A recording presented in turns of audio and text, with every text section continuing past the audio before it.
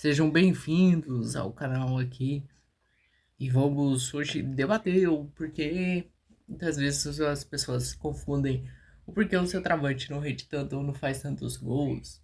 Essa é a divisão hoje que categoriza os centroavantes em três principais, né? Se você quiser comentar mais alguma que tem, fique à vontade. E basicamente nós vamos hoje categorizar três dos principais tipos de atacantes que eu vejo hoje que sempre estiveram presentes, né? E as pessoas acabam, às vezes, levando em conta uma opção a mais que a outra, acabam apenas colocando como centroavante sem considerar que cada um tem suas características e melhores formas de se jogar, né? Como, por exemplo, confundir um 9 que é muito talentoso e que sabe jogar bem sem estar dentro da área e outros que apenas empurram a bola para a rede, né?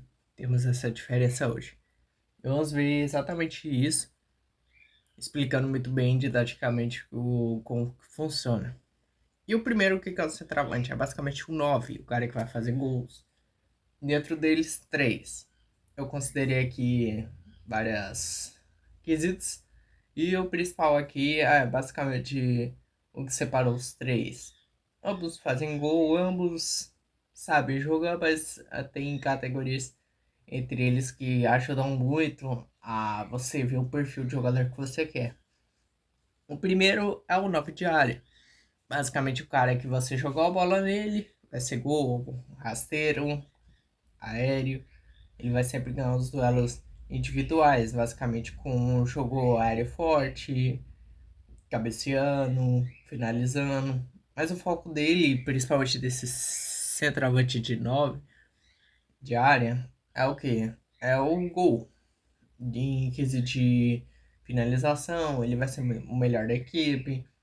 Ele vai sempre tentar espaço para finalizar, mas ele não vai sair muito dali. Se você precisar dele uma pressão, ele vai marcar. Mas não necessariamente ele é o melhor das opções para se ter hoje, ainda mais no futebol atual. Ele vai brigar bastante com os zagueiros, vai brigar bastante por espaço, mas necessariamente a função dele é o mais novo possível, né? O cara que basicamente vai servir para fazer gols. Então você tem ali um cara que, se jogar a bola na área, você espere gols dele, né? Não fique esperando que ele vai desenrolar muito mais que isso. Ele é basicamente o mais limitado dos três, mas ainda assim funcional, né? É ideal que esse tipo de jogador tenha uma habilidade física maior e uma técnica para fazer gols, né? Você não vai exigir que ele saia da área e comece a construir jogo. Não, não. É isso que outras posições vão fazer. E o principal exemplo aqui que eu tenho para fazer desse tipo de jogador atualmente, né? Eu tenho um exemplo melhor. É o Jamie Vardy do Leicester City, que é basicamente um jogador de muita vigor físico, muita finalização, que você jogar a bola nele é área, é gol, mas que hoje em dia você não tem aquela mobilidade. Ele não sai da área para fazer um 2-1, não necessariamente vai recompor todas as vezes. E é um tipo de 9 que muita gente cobra da seleção, mas que eu vejo que hoje o Brasil não tem muitas opções desse. E se fosse levar a desagradar muita gente, porque muita gente acha que ficar o 9 parado na área é ruim. Mas ele ficar se movendo, mas não fazer gols também é ruim. Então essas opções são mais para times que são voltados a isso. Vou dar exemplo, você tem um 9 que saiba cabecear muito. Ele é melhor em cabeçadas e melhor em finalizações. Você faz o jogo todo em torno dele. Mas caso você não tenha, que é o caso da seleção hoje, você não leva. Você leva outro tipo de 9.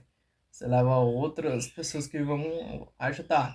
É tanto que a maioria dos atacantes que estão sendo, que é o caso do João Pedro, eles não são levados para fazer ser goleador, carregar em outras seleções.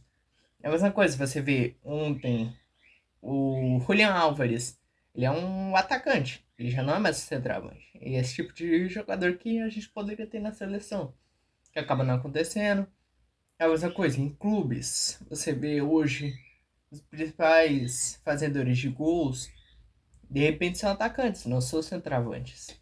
Centroavantes às vezes ficam muito aquém, mais para cumprir um papel de liberar para os outros jogarem, né? É mais ou menos nessa pegada.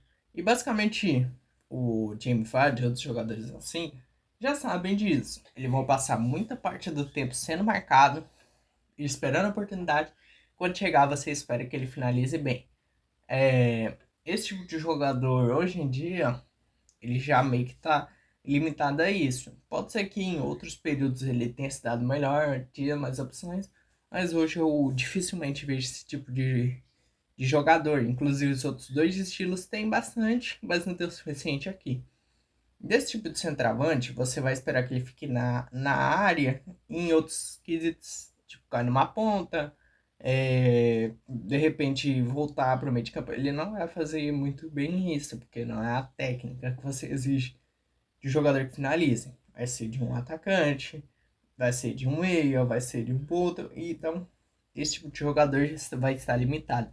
E por que eu escolhi esse primeiro tipo de jogo? Porque é o mais simples das funções que você tem hoje no futebol. Eu considero um tipo de carência de muitos times e algumas outras seleções, além da brasileira, mas que não necessariamente é a solução de todos os problemas. Você pode adaptar jogadores a fazer esse papel, mas não necessariamente é eu vejo como um meio. Colocou o centroavante, ele vai resolver, vai muito além disso. Então, hoje em dia, esse tipo de 9 de área, você vê que ele ficou meio, não datado, mas sim um pouco para trás em comparação aos outros, mas ainda resistindo ao tempo, às adaptações.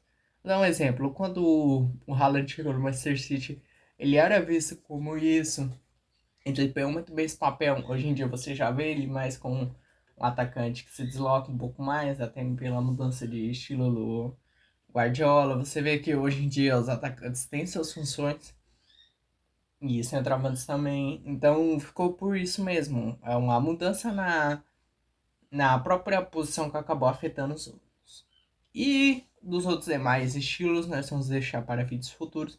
Mas que vocês vão ver que é muito legal essa parte. Você vê que não é só, ele é 9 e ficar exigindo que ele saia da área, construa o jogo. Não necessariamente isso.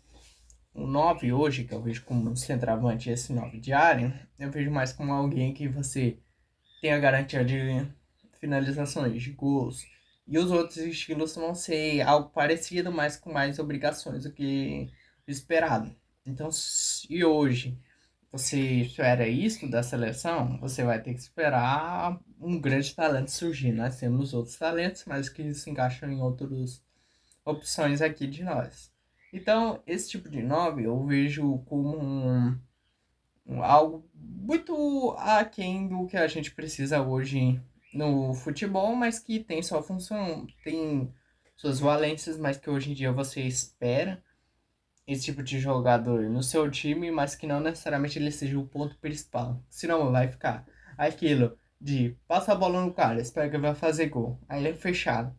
Cruza na área, fica jogando chuveirinho, esperando que ele faça o gol. E às vezes ele ganha a disputa. Então, hoje em dia, o zagueiro já tem meio que muitas armas para desenrolar esse tipo de marcação. Isso acaba sendo um problema para essa posição. Mas acredito que os realmente habilidosos nessas, que né, o Jimmy Vardy e outros, você vê que eles têm recursos para ou se desmarcar ou arranjar espaço às vezes onde não tem.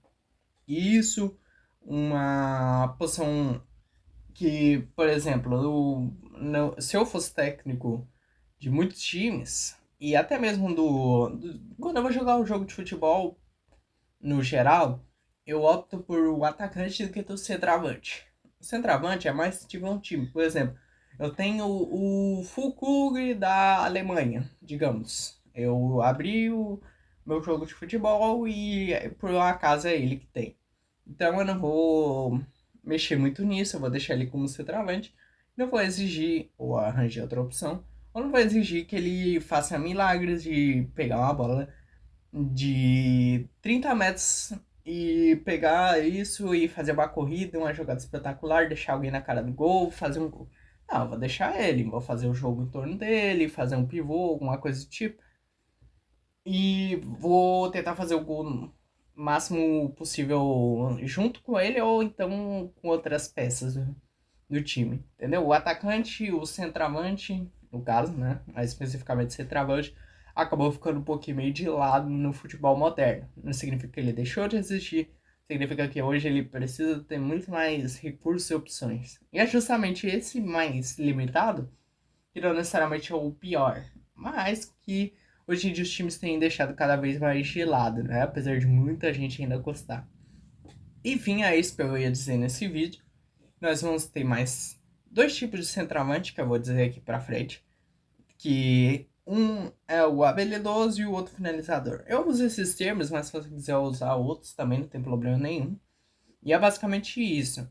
Hoje nós temos essas distinções justamente porque que o futebol evoluiu e assim por diante, né? O jogo, querendo ou não, tem sua evolução gradual e cada vez mais exige que tanto, ou não necessariamente espectador, mas um público geral entenda um pouquinho mais para ter paciência com algo, mas isso vai com o tempo, né? E também dos próprios técnicos, né? Hoje em dia eu acho que a maior parte dos técnicos, ou é para ser, eles têm que ter esse entendimento de que não adianta jogar a bola no atacante, esperar que ele faça algo, sendo que ele não faz. Isso é muito scout, muita dedicação por parte do próprio técnico e assim por diante. Enfim, eu fico por aqui, eu queria mais dizer sobre isso. É meio que o primeiro vídeo do canal para dar uma noção do que é um 9, do que é um jogador diário. E esse primeiro aqui vai ser um dos demais vídeos que vão acontecer. Eu vou, primeiramente, no momento, explicar as posições cada por cada e também as suas variantes, as suas peculiaridades, né? Peculiaridades, na verdade. Enfim, de cada uma das posições do futebol que eu enxergo hoje. E com o tempo eu vou discutindo com vocês, né? Se vocês for do interesse. Se vocês quiserem discutir um pouquinho sobre algo a ser corrigido ou algo que você acha que eu falei besteira, e assim vai, fica muito legal para a gente interagir e eu trocar uma ideia. Enfim, fica por isso. Eu agradeço pela sua atenção. Muito obrigado, até o próximo vídeo.